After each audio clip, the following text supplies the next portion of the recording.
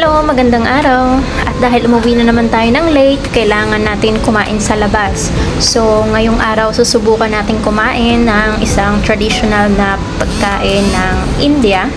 So, bilang isang food at culture explorer, isa sa paborito kong gawin ay ang subukan na iba't ibang traditional na pagkain ng iba't ibang bansa dahil naniniwala ako na ang pagkain ay isa sa pinakamagandang paraan para makilala ang kultura at tradisyon ng isang lugar.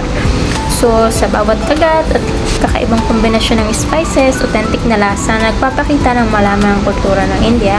Sinubukan natin ang thali at ito ay isang kumpletong pagkain sa isang plato. Nagsaserve sila ng unlimited sa napakamurang halaga. So, hindi na masama kung susubukan nyo at kung mahilig ka rin mag-explore ng iba't ibang kultura nang hindi kailangan gumastos ng malaki, magandang simula ng pagsubok ng pagkain tulad nito at ito ay para sa'yo.